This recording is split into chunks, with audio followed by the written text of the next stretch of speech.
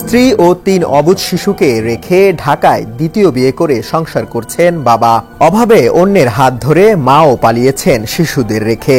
নানা নানির অভাবের সংসারেও বেশি দিন ঠাঁই হয়নি। দাদা দাদিও নেই অবুঝ এই শিশুদের। একমাত্র ফুপু ৩ শিশুর দায়িত্ব নিলেও পড়েছেন বিপাকে। শুনতে সিনেমার কাহিনীর মতো মনে হলেও বাস্তবে এমন হৃদয় বিদারক ঘটনা ঘটেছে ঠাকুরগাঁয়ের পীরগঞ্জে। আমাদের এলাকার এই বাচ্চাগুলো খুব কষ্টে দিনানিপাত করছে। আমি চাই সকলে মিলে এই বাচ্চাগুলোকে সহযোগিতা করুন।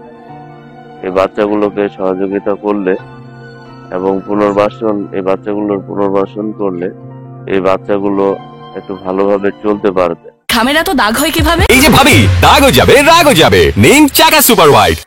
ও ফুপু বাচ্চাগুলোকে নিয়ে ইয়া করে বেড়ায়, কি করে না যদি থাকতো তাহলে খুব কষ্ট হইতো। 3টা বাচ্চা আমাদের এলাকায়, বাপ থাকতো বাপ নাই, মা থাকতো মা নাই। তার কাছে 3টা বাচ্চা কষ্টে দিন কাটাচ্ছে।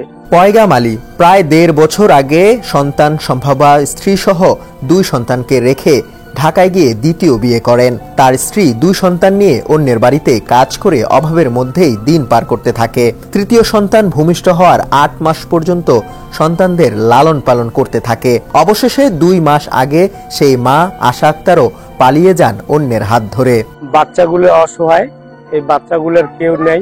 এদের সংসারে খুব অভাব ছিল। এরা স্বামী স্ত্রীতে ঝগড়া করে বাচ্চাগুলোর বাপ একদিক গেছে, মা একদিক গেছে। 7 বছরের প্রিয়া, 5 বছরের মিম ও 10 বছর বয়সী আশিকের আশ্রয় হয় ভ্যান চালক নানার বাড়ি। স্থানীয়দের সহায়তায় ভ্যান চালক নানা 3 ভাই বোনকে খাওয়াতে হিমশিম খেলে তাদের ঠাঁই হয় একমাত্র ফুপুর কাছে। আমার ভাই আসে যায় এইভাবে থাকে, খাওয়া দাওয়া দেয়, আমিও দিই। দেওয়ার পরে এই বাচ্চারা জন্ম নেওয়ার পরে 8 মাস বয়স জমলো। তারপরে 8 মাস বয়স জমে তখন এই 3টা বাচ্চাকে থিয়ে চলে গেছে। তখন এই বাচ্চাগুলাকে নিয়ে আমি পঞ্চগড়ে সবার কাছে সাহায্য উঠাই খাইছি। শিশুদের একমাত্র ফুপু রাশেদা বেগম তাদের দেখভাল শুরু করেছেন, কিন্তু তিনিও পেশায় দিন মজুর। তার একার পক্ষে শিশুদের ভরণ পোষণ দেয়া সম্ভব হচ্ছে না। তাছাড়া শিশুদের রেখে তিনি কাজেও যেতে পারছেন না। এই অবস্থায় ভাইয়ের 3 সন্তানকে নিয়ে চরম বিপাকে পড়েছেন রাশেদা বেগম।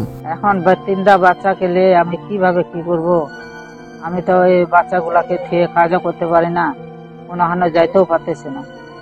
এখন এই 3টা বাচ্চাকে নিয়ে আমি কি করব, কিভাবে খাওয়াবো? আমরা উপজেলা প্রশাসন থেকে ইতিমধ্যে আমরা উদ্যোগ নিয়েছি, তাদেরকে যদি সম্ভব হয় আমাদের যে জেলা পর্যায়ে শিশু পরিবার আছে সেখানে প্রেরণ করার। আর 2 ছোট বাচ্চা আছে আমরা জেনেছি, সেই 2 ছোট বাচ্চাকে আমরা স্থানীয় তাদের যদি আত্মীয় স্বজন থাকে তাদের মাধ্যমে আর্থিক সহায়তা প্রদান করে তাদের দেখভালের উদ্যোগ আমরা নিয়েছি।